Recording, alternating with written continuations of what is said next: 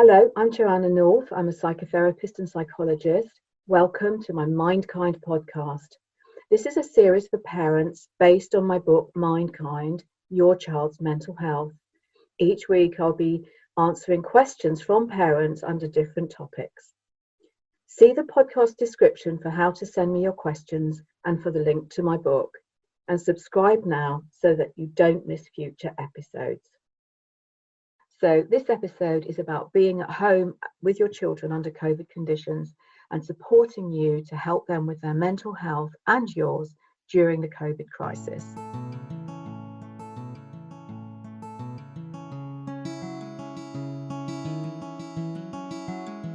So the first question that has been sent to me relates to anxiety, and I've had hundreds of parents ask me about child anxiety.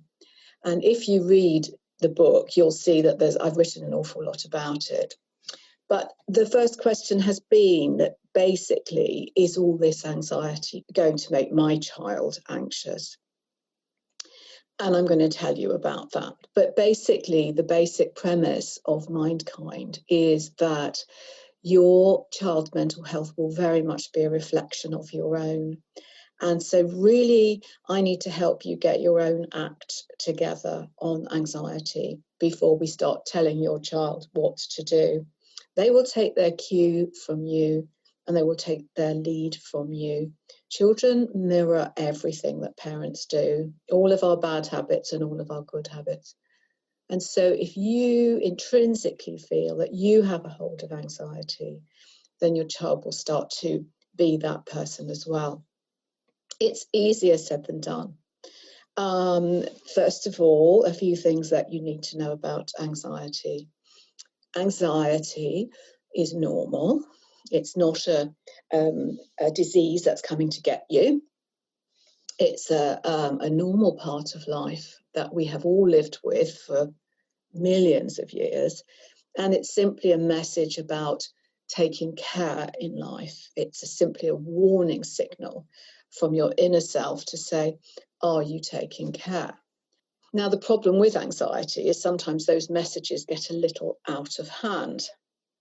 And they will get especially out of hand if you're getting fed lots of information about dangerous things. So that's why we're always saying to parents, just be careful what your children see on television, because if they are in fear right now of COVID, then obviously you will provoke their anxiety and you will provoke your own.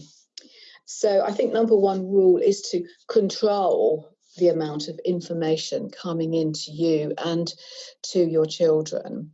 So obviously basic information to keep yourself safe. Wash your hands, keep a good distance from people in order to save lives. These things are really important, and it's 2021 and we're all at home now. And that's basic common sense when there's a global pandemic. But I think children knowing the death rate in a day is not their business. It's for us to be dealing with. We should take note of that, and children need to be protected to some extent, because the problem is, certainly younger children, the problem is that they will misinterpret those figures. When you tell a child that in Britain 1,200 people died today, they won't be able to put that into context, and in a child's mind, that will get out of control and cause panic.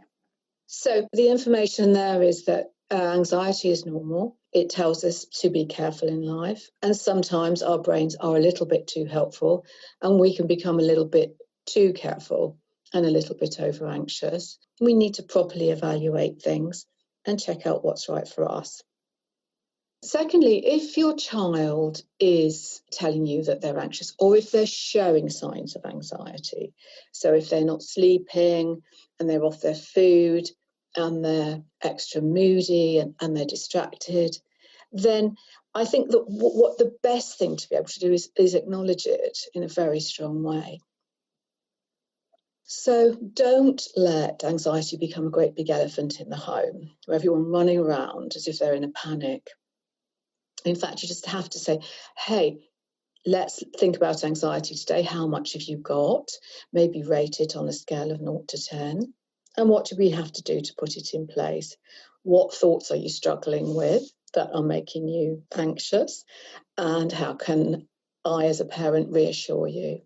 So it's up to us as parents to work at the reassurance. And as I say, you'll need to have your own reassurance level in place, and you will have needed to sort it out information in your own mind about where you are with fear and panic, and to get clear. The best we can do for our children right now is run our homes well with good schedules, good structure, but most of all to give ourselves time to think things through and make a good story about what's going on now and a good plan about what we're going to do each day. So the other thing to do around anxiety is not carry on and on and on as if it's not happening and getting more and more frustrated throughout the day, but to stop, take stock. What is it that's going on in your mind? What is it that's concerning you? What piece of information have you heard that's worrying you? What are you worried about? And a lot of people are worried about a lot of things right now. They're worried about bills, they're worried about work, parents are worried about juggling home with children. I know that I've done seminars with and interviews with parents who've got children on their shoulders and trying to play games with children while they're working. And these are very big demands to place on parents. So give yourself a chance and say to yourself that you can do the best you can and structure your time well. And if necessary, ask your employer, or if you're the employer, have a word with yourself. Hey, how can I do this in a way that works for me, works with the children, works for everybody? This is what we've got to do right now. So stop, pay attention, see what needs doing. Don't pretend it will just go away, because anxious thoughts tend to continue and they tend to feed on themselves rather a lot. So don't keep feeding the worry monster. Lots more worry thoughts. Give the worry monster some reassuring thoughts and tell the worry monster you're doing the best that you can. And thank you. Come back tomorrow and tell me what you're worried about tomorrow. And a well-known technique for managing anxiety is the drop anchor technique that we talk about in the ACT community, the acceptance and commitment therapy community that I belong to.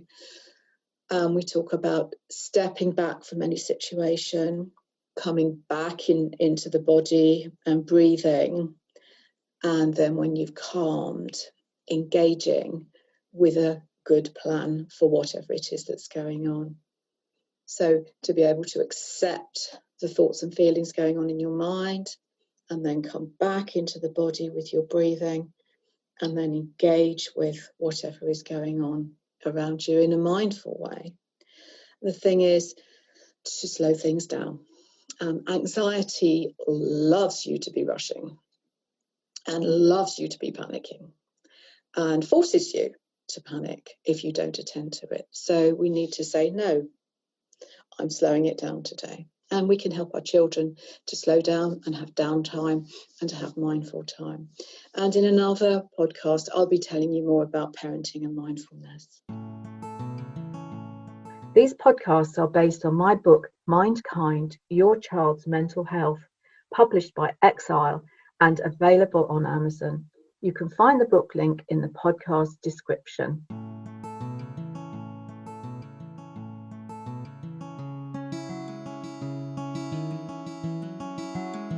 So the second question that a lot of parents are asking me is their worry question, and they're saying, is this bad for my child? So we're locked at home, they're away from school, I've got to keep them away from their friends, I've got to teach them.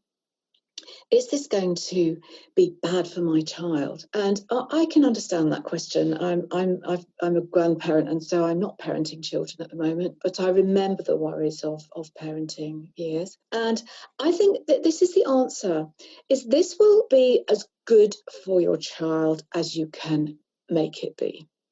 So, I'm not saying this is going to be great for your child, but I'm certainly not going to say it's going to be bad for your child. I'm going to say, look, whatever life throws at you, and it will throw stuff at you, we together need to make the most of it, and you need to make the most of this. Now, I'm not saying this is a great time. And I'm not being unrealistic. People are dying of COVID, and it is dangerous for some people. But I'm saying, let's see if we can help our child grow to be resilient and strong, and especially be able to see adversity and grow through it. Let's not cower under the bed and be afraid of this. We've got to face it down. And so, to answer this question, is this bad for my child? I would say this, reframe that. How can I get my child to feel as good about this as they possibly can? At the same time, being realistic. So things like helping your child realise that we're keeping people safe by staying at home, and that it's difficult for older people, helping them to be able to make a really good structured day to get through and feel that they've done good things each day that's helped them to make progress. And the way to do that is to cut the day into small chunks, cut it up into small bites of activity, perhaps half an hour, perhaps even 20-minute chunks of 20-minute chunk of learning, small chunk of time out, another piece of learning. So make a really good mixture between movement, mind and rest, movement, mind and rest, and engagement with others as well. And try and get a really good circular sense to the story of the day. Really the thing is this, here's the key to it all. If any child is going through a period of adversity, which your children will be right now, but whatever the adversity, there's some terrible pieces of adversity going on in the world. The best that parents can do is put in as much support as possible, make the story of right now tolerable. So be able to frame the story of now in a tolerable way to the child, and to show them through your actions and your behaviours that we can do well with this, and that, naturally we have fear, but naturally, as long as we're careful and we go through each day as carefully and mindfully as we can, doing the best we can, making a tiny bit of progress each day, we're going to be just fine. Please don't forget to subscribe to this podcast so you don't miss future episodes. And if you can rate the podcast in your podcast app, that will help spread the word and help more parents.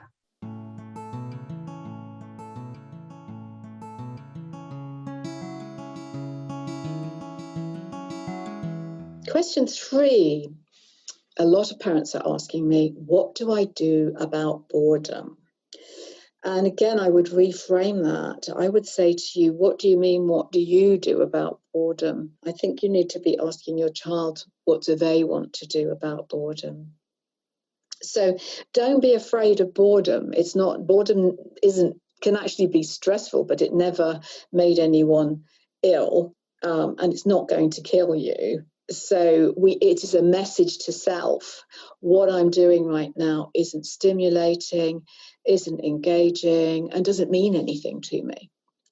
And I think that if your child gives you the message, I'm bored, they need to learn a way to deal with that. And the way is to disengage from what you're doing and sit quietly and take time and see what activity you can now come up with that has meaning for you right now. That may be that they need to relax a little more. It may be that they need to have a bit more input, perhaps, and aren't understanding what's going on in their schoolwork.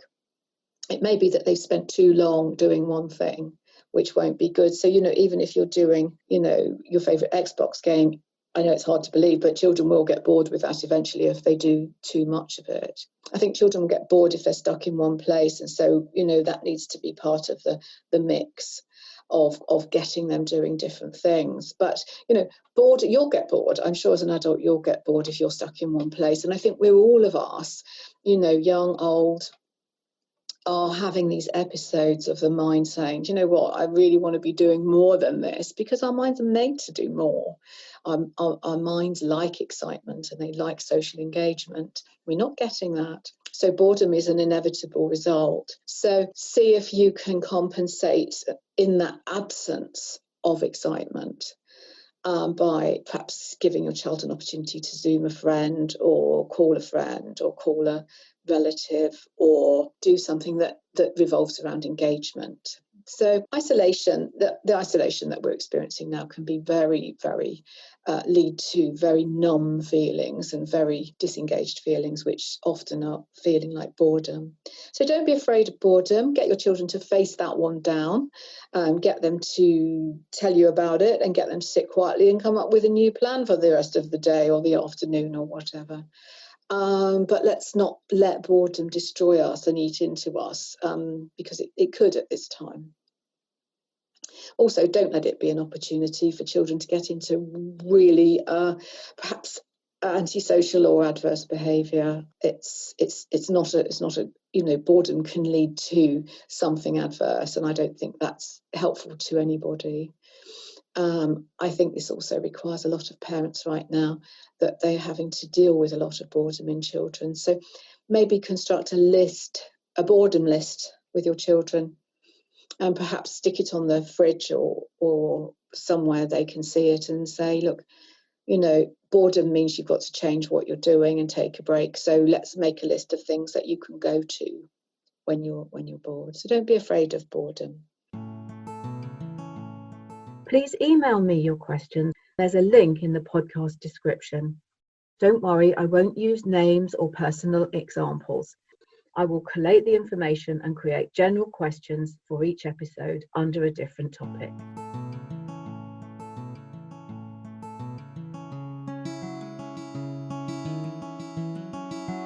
So the final question we're going to address in our COVID and anxiety podcast today is the question that parents are sending. They're finding that their children are more angry and more emotional and more upset than normal. And this is distressing to the parents. And I would say to you, again, I'm saying to you today, don't be afraid of anxiety and don't be afraid of boredom. I'm saying face it down with your children. Of course, they are going to be more upset and more edgy and less patient and perhaps more angry. We've cut them off from their social engagement, and that's upsetting for them.